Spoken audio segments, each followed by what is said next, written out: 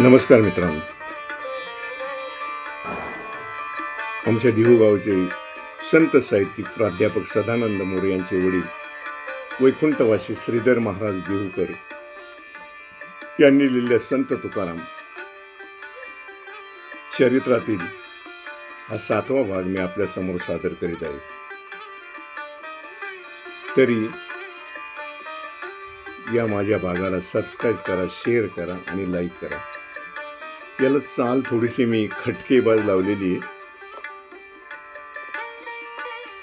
नामदेवराय आणि पंढरीराय स्वप्नात येऊन यांनी कविता करायची महाराजांना आज्ञा केली होती. त्यावेळच्या विप्रांना विश्वास बसावा. विप्रमणे आज्ञा कारण श्रीची कैसे जाणेल जण.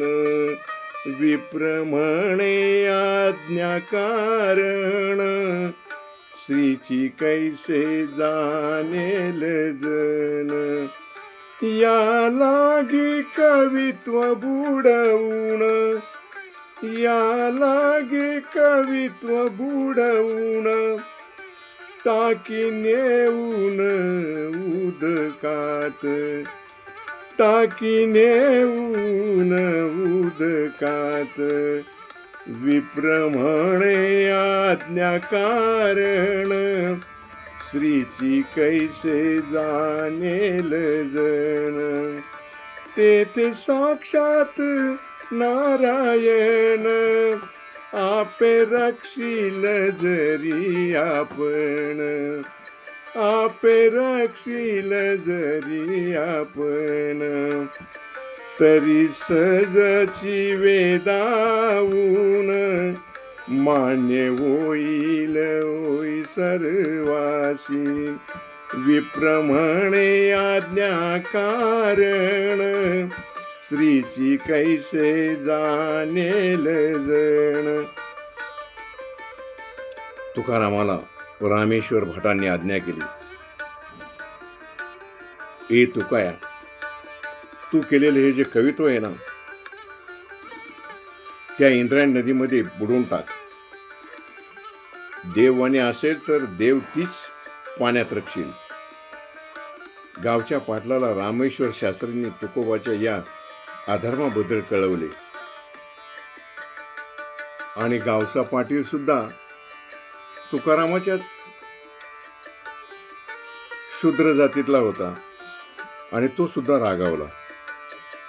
यांनी सगळ्या लोकांना फितवलं आणि ते लोक खवळले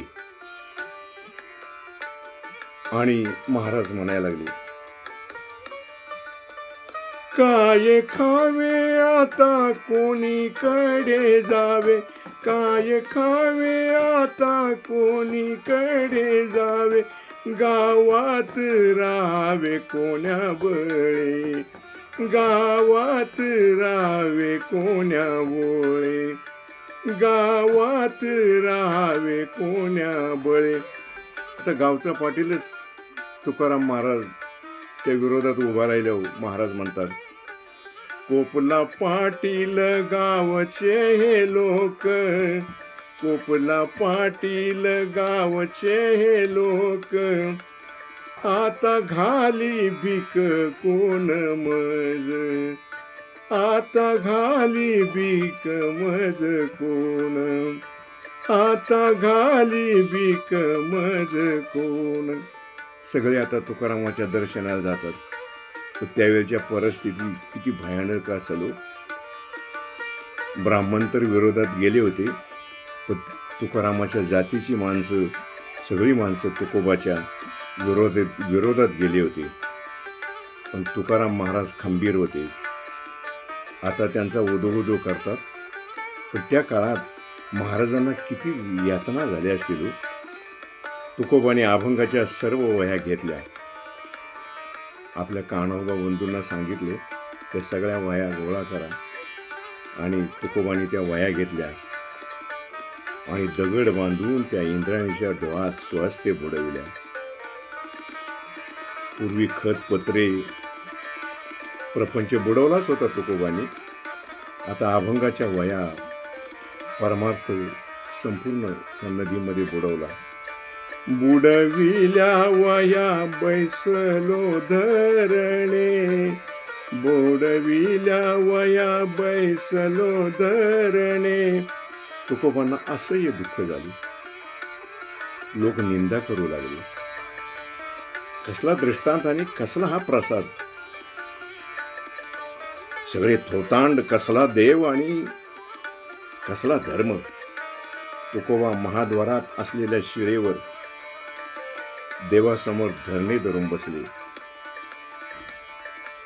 प्राण पणाला लावला, निर्वाण मांडले आणि 13 दिवस झाले देव काही पावेना. आपला समाजच असा आहे, चमत्कार दाखवला की नमस्कार करणार. 13 दिवस झाले निश्चक्र करता, न पवशी अनंत माय बापा, न पवशी अनंत माय बापा. तुझवरी आता प्राण मी तेजीन. भगवंतावर केवढी निष्ठा होती तुकोबांची. तुझवरी आता प्राण मी तेजीन, हात्या मी घालीन पांडुरंगा, हात्या मी घालीन पांडुरंगा. तू का म्हणे आता मांडिले निर्वाण. तुकोबाई हट्टाला पेटले होते. प्राण हा सांडीन तुझवरी, प्राण हा सांडीन तुझवरी.